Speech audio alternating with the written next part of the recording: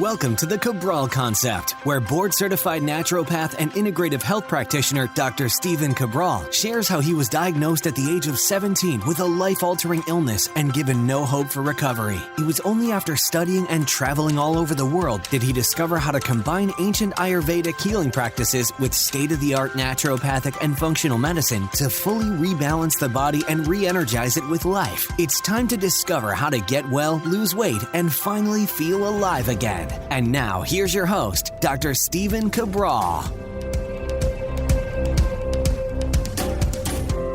Hi, everyone, and welcome back to the show. It's great to have you here with me on today's Cabral Concept, our Total Wellness Tuesday show, episode 1698. If you want to watch it on video, head on over to stephencabral.com/1698 or our new YouTube channel just at Stephen Cabral. All right, let's get started. I want to share with you because although I've been working with many people for many years in my practice that suffer from vertigo, lightheadedness, dizziness, faintness, you name it, what I wanted to share with you was actually a personal story that happened to me now a couple months back, but I wanted to make sure I had all the research at hand for you and really share with you the top 10 reasons why people suffer from lightheadedness, dizziness, vertigo, etc. So I went through this myself. I went through the research. I couldn't figure out why I was feeling dizzy. It was the slightest turn of my head, and all of a sudden I would have to hold on to my desk, hold on to my chair. And it wasn't just with standing, because I'll go into that. I used to have Addison's disease. Many of you know that before. I had myalgic encephalomyelitis. I had POTS, so postural orthostatic tachycardia syndrome. I'll explain that in a moment. But what I ended up, the reason for my lightheaded dizziness, I'll begin to explain on the show, and it's not for many of the reasons that you've ever heard before. So I had to do some deep discovery to figure out my issues. But remember, as I always tell you, there's always a reason why. We just don't always know the reason. It took me 3 weeks to figure this out. And again, I feel like I've done some work in this field, and it still took me 3 weeks. But here's the nice thing. If you know and you keep hope, right? The last part of the de-stress protocol is success mindset. If you know that you're going to be able to figure this out, then you have hope. And you will be able to figure it out. And so I just want you to understand, whatever you're dealing with right now, maybe you're not dealing with vertigo, maybe you're not dealing with lightheadedness or any of these specific things, I just want you to know, whatever you're dealing with, it has an answer as well. So you'll be able to figure it out. I was able to figure it out for me, and so I'm happy to share some of that with you today. And also what many of the people who didn't have what I did, but they still suffer these same symptoms, because we have to understand is that our symptoms are simply our symptoms, but there can be different underlying root causes. And I'll tell you this, most diseases of the body don't have anything more than about a dozen root causes. And if you work through those dozen root causes, you'll be able to figure it out. I'm going to share with you today exactly how we do this. I follow a methodology I've come up with many years ago, which simply looks at how do we remove the variables that may be causing us our de-stress. And that's what we do. So let me go through these today with you one by one, the top 10 reasons of why people can essentially feel dizzy, lightheaded, vertigo, etc. And vertigo means that the body is getting different signals to the brain, especially, why don't I skip to number 2? Number 2 is an inner ear disorder. Most people think of vertigo as an inner ear disorder, okay? So basically, there are tiny little bones in your ear. There are also calcium crystals in your ear. And what happens is sometimes those can be dislodged a little bit. There can be inflammation.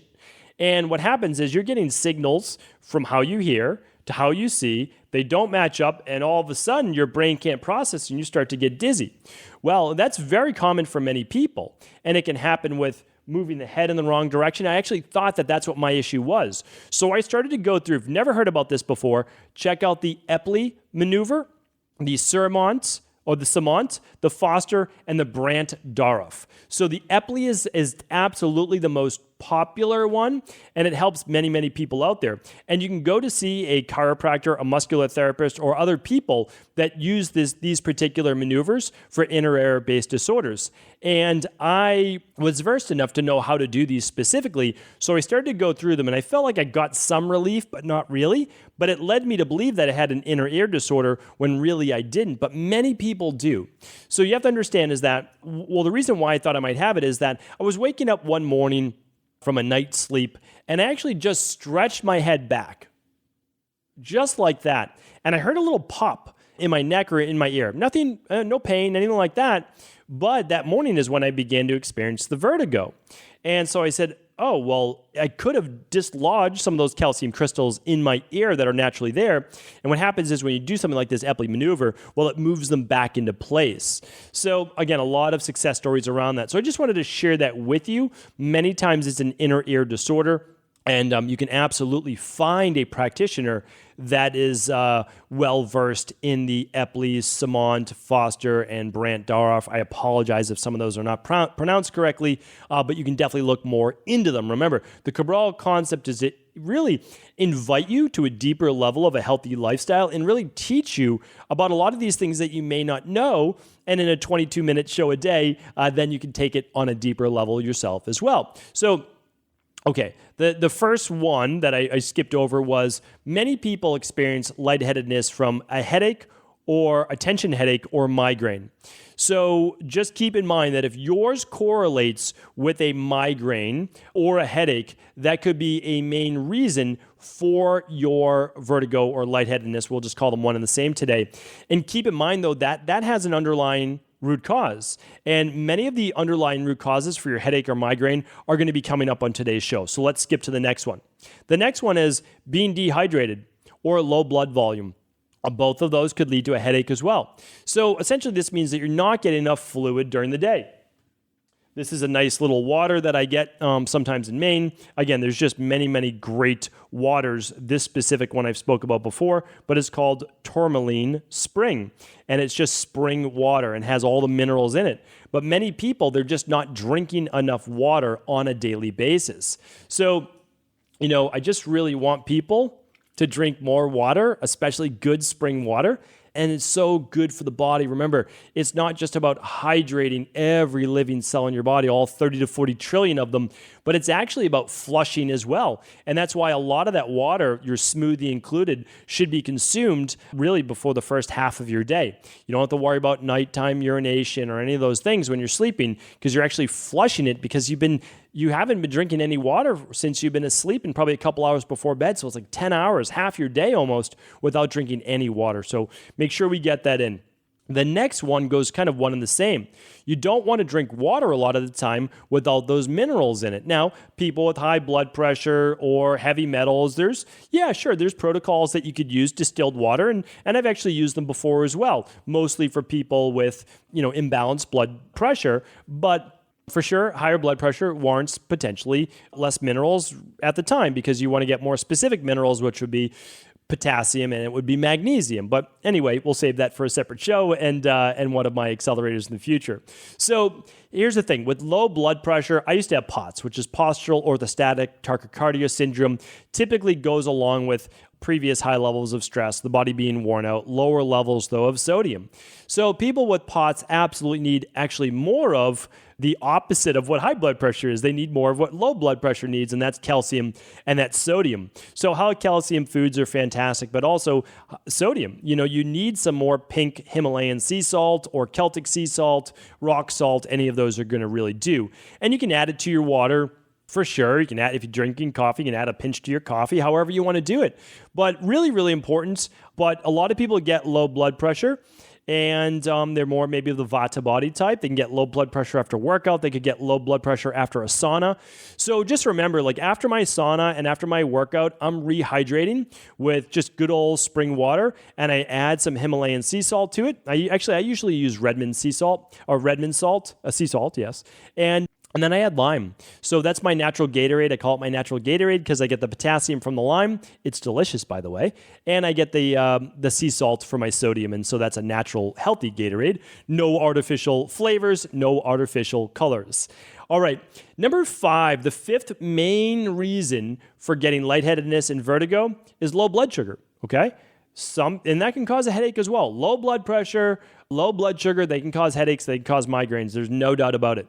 So when you get low blood sugar, your body your body actually goes on the offensive. That's what it does. It puts itself in a survival-based state. So people have to understand that. Like dipping into low blood pressure or low blood sugar is not good. So making yourself fast longer on a daily basis than is good for your body, your bioindividuality, doesn't make you healthier. Like pushing that autophagy for 2 more hours doesn't make you healthier. That's not how things work. Things work based on equilibrium in the body. And if you're constantly making yourself more catabolic, more stressed, trust me, it offsets some of the other benefits. And that's why doing a weekly 1-day fast or a quarterly longer fast is oftentimes better. And yes, you should always be doing intermittent fasting, but pushing it longer than your body can really deal with is not ideal. But anyway, I digress. So just keep in mind that blood sugar, low blood sugar, whether it's in the morning or mid-afternoon are the most common times that are not serving you. So an apple, I'll show you an apple that's sitting here right on my desk right now. If you ever need one, while they're there, they're pretty easy to carry around and it's complete, right? So you can have that anytime you might be feeling a low blood sugar, a second smoothie, maybe a handful of almonds. There's not a whole lot of carbs to them, but there's some good carbs, good protein, good fat. So whatever works for you in the plan that you're on, maybe following it with your integrative health practitioner or naturopathic doctor is fantastic. All right, so keep in mind, blood sugar hypoglycemia can be a reason for headaches. Certainly was for me when I was a child, when I was much younger. All right, poor blood flow and circulation. This is a big one. Here's the thing with this. It can be due to inflammatory factors if you're inflamed. It can be due to arterial-based issues if your arteries are clogged. It can be even due to poor posture. If I sit like this, all slunched over, then I don't get very good blood flow from my carotid artery and other arteries up to my brain. So, or the blood flow, I should say, to my neck as well. This is called the trigeminal area. You've heard me talk about this before. And now that we're on video, we can actually show that. Well, if there's not good blood flow back and forth, what can happen is there can be increased blood flow, not good, or decreased blood flow, not good. You want balanced blood flow. Remember, the body's always trying to achieve equilibrium.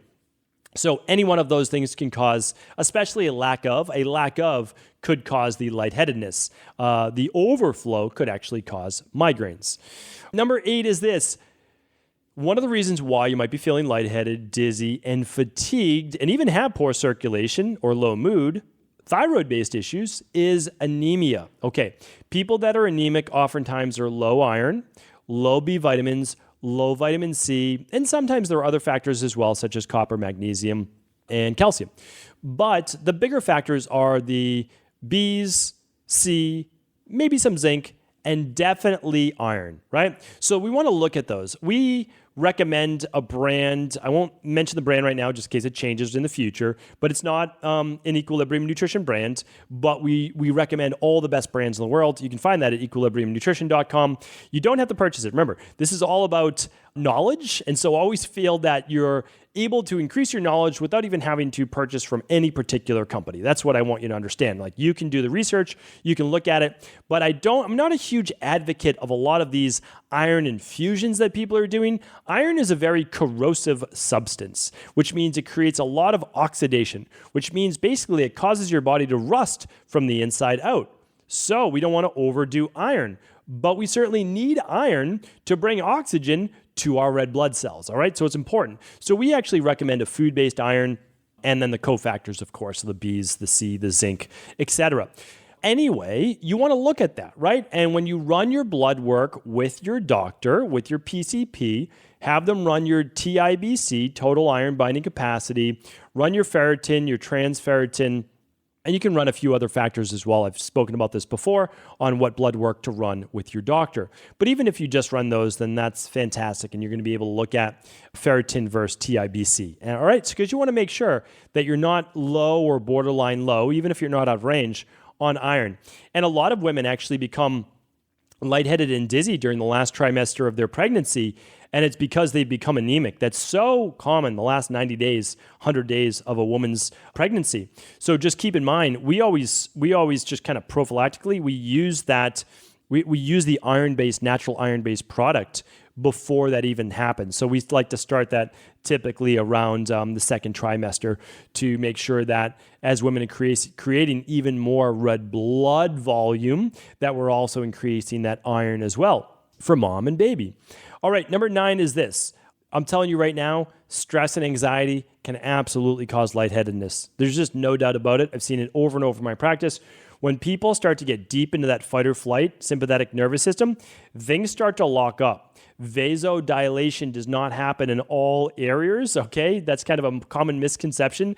Your body vasodilates the areas that need more blood flow and vasoconstrict to other areas, plus the breathing gets much more shallow, or people hold their breath, leading to lightheadedness, vertigo, any one of those things. And so if you're feeling anxiety, if you're feeling overwhelmed, breathe. Right? Breathe in through your nose, out through your mouth. One of the reasons why they say breathe into a brown paper bag is so that you're actually not breathing in. You're getting more carbon dioxide in because you're recycling your own air. And if there's more carbon dioxide in your blood, which we learned from Dr. J and we learned from Patrick, that you are actually going to then have more oxygen in the tissues, right? Because they're going to preserve more oxygen. So ground yourself, breathe in through your nose, out through your nose or out through your mouth. Longer breath in and a shorter breath, a shorter breath in and a longer exhale, okay? So you want to just kind of calm the body, right? Calm the body. 3 seconds in, 5 seconds out, okay? Or even if you just want to do box breathing, which I love, which is basically 4 seconds in, 4 second hold, 4 seconds out, 4 second hold and repeat. That's great, but just make sure you breathe, right? That's the bottom line. Breathe when stressed, okay? Calm your body. Use some of that. Actually, it's going to be coming up on this Friday review, this Friday's podcast, Pico breathing. Definitely check that out as well. Okay, so next up and last up is food sensitivities. Food sensitivities can create histamines. Histamines can create headaches. Histamines can create migraines. Histamines could create inflammation, which can cause, cytokine-based reactions, which can cause lightheadedness as well. It is a common food sensitivity too. After I went through all of these different steps for myself, and again, going over it, like, what is it? What is this? Because I'm eating basically the same things every day. I'm like, okay, this isn't it. What new things did I add in? I took out any new supplements I had added in. Again, that's how we figure things out. And I wasn't getting better. And I had to really look at, like, what is going on? And so I cut out coffee in the morning because I said, you know what? Caffeine might have just caught up with me. That's the bottom line. The bottom line is that sometimes things that were okay with you before are not okay with you in the future. We all have to understand that. What is good today may not be good tomorrow. And so I said, listen, I know that I'm more prone to being a little bit more amped up. All right, I'll put that nicely. So I don't need caffeine for energy. Now, again, this is the craziest thing that I'm saying that today, because you're talking and looking at someone that had Addison's disease 20 plus years ago when they were 17 years old, which is the lack of being able to produce cortisol. Your adrenals just simply are not pumping out what they're supposed to be pumping out because of HPA axis dysfunction. So I had no energy, no ambition, no drive, no vitality. I was what I refer to as the walking dead. I was a zombie. My brain didn't even wake up till 11 a.m. I could barely function. I could fall asleep all day long at a moment's notice, yet I couldn't fall asleep at night. I was a complete insomniac. It was an awful way to live. I wish it on no one. Now, here I am today, finding out my answers, which were many, and completely well and healthy. And I don't even need coffee for energy, but I enjoy it. And so I call it my one vice. Now, there are benefits to coffee too, but I'm not a coffee body type, so I certainly don't need all those benefits that come along with that, but I enjoy it. And it's like, I've taken it out many times and I'm like, but why? This is something that you enjoy. It's a warm beverage, or sometimes during the summertime for a couple months. Summer only lasts 3 months here in New England maximum. What I was doing was this. I was getting a cold brew coffee, which I very much enjoy, and it's an iced coffee. And I'm not going to name the place I was getting that. And I was getting coconut milk in it because I just don't do cow's milk dairy. And so I said, you know what? I'm just going to cut it out. The caffeine can cause lightheadedness in people. So I didn't even put that on the list. Keep in mind, caffeine can cause increased anxiety, fight or flight. So it's kind of on the list, and it can definitely cause lightheadedness. So I said, you know what? Caffeine could be causing it. Here's what happened. I cut out the caffeine. 2 days later, no dizziness at all. None at all. Okay, it's gone. Okay, so it's not an inner ear disorder. It's not low blood pressure. It's not low blood sugar. I mean, I was testing my blood sugar. It was fine. I was testing my BP. It was fine. So I'm like, well, I don't know what it is. I that was basically it. That was the change. So I cut out coffee and I said, you know what? I'm going to do decaf only. And, I still enjoy it. I'm just going to do decaf. If it's a food sensitivity, I'll cut it out too. So I did decaf and was having no issues. And so then I said, well, you know what? I've been fine for a week. Let me really test this out to see if it is coffee. So I made my own coffee at home and I just put some macadamia nut milk in it and totally fine. So I said, okay, I'm good. I don't know. I feel totally fine. I added it back in. Maybe it was a fluke. Maybe I just wasn't feeling well and the caffeine was affecting me. If it affects me again, I'll take it back out because I always like to test my theories, right? But the vertigo is completely gone. Well, I go back to this coffee shop that I was enjoying going to. I like supporting small businesses. I don't know, call me crazy. I've had my own small business since basically the year 2000, officially in 2003, 2004, and I like supporting small business. So anyway, I go to this coffee shop again, and I get I don't drink big coffees, but I got a coffee, and I got it with coconut milk because they had coconut milk, and that's the one that I prefer if I'm out someplace. Well, all of a sudden, started getting lightheadedness drinking that coffee that morning. And I said, well, I know that it's not coffee decaf. I know that it's not regular coffee that I make at home. Is it this company's coffee?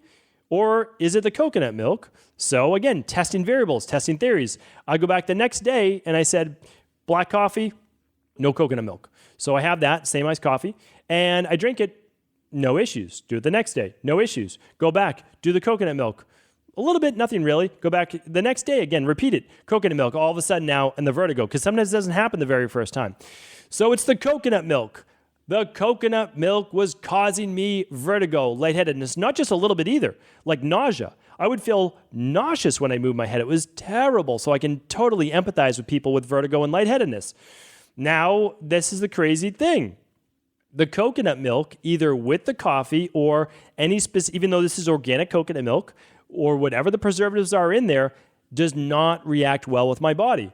Can most people have coconut milk and not have any issues? Absolutely. Have I put coconut cream in my smoothie, a tablespoon worth, hundreds of times? Absolutely. So is it this specific coconut cream, like milk, in coffee, or is it with coffee? Well, here's the thing. It doesn't matter because I'm done testing. I don't want any more vertigo. So here's what I did. Black cold brew coffee, if I drink that, or just the black coffee that I was drinking anyways, or put a little bit of my mac nut milk in it. So I just wanted to share that with you. Again, you can figure out every issue in life, and sometimes it's not easy. I went through all the different variables. I was using a glucometer. I was using my blood pressure monitor. I was doing the Epley maneuver. I was making sure I wasn't dehydrated. I was using my salt stick and my minerals again. Like I was doing all of these different things. And I said, you know what? I've done all of them and it's still not working. What else is there? What else is there? And it was the coconut milk. So I can laugh about it now, just like I can laugh about all the other issues that I've had because now I've overcome it. Why I wanted to share this with you today is, again, there are many people that are feeling dizzy, lightheaded, vertigo, etc. And I can assure you, look at gut function, look at sometimes fungal infections in the air, although a lot more rare. There's always an answer. And again, if you're looking for a place to start, you can work with our private health coaching team at equilibriumnutrition.com. You can do a free lab selection call as to what lab should I run, or you can simply follow the advice I gave you here today, which is completely free. And you can just begin to work those steps. So hopefully this was helpful. Thank you so much for tuning into the show. I appreciate you. And be sure to tune in tomorrow for another Cabral Concept. Take care, everybody. I want to sincerely thank you for your support of this podcast. I couldn't do it without you, and I mean that. I truly do. I also want to make sure you knew that we now have multiple ways for you to find your answers to the most difficult health, wellness, weight loss, and anti-aging questions. You can find podcast-specific topics like thyroid, adrenal, hormones, sleep, digestion, Ayurveda, and many more at stephencabral.com/podcasts that will then link you to your favorite Apple, Spotify, and other podcast players. Plus, all new podcasts and weekly exclusive video content is being added to our YouTube channel at youtube.com/Stephen Cabral. And that's Stephen with a PH. Head on over and subscribe so that you don't miss any of the exclusive content. Lastly, if you've ever found any of my podcasts or books to be helpful, I would really appreciate it if you could leave a review on iTunes or your favorite media player for the podcast. Rating and subscribing to the YouTube and podcast allow me to reach more and more people and help spread my mission of healing throughout the world. Thank you again for being a part of this movement.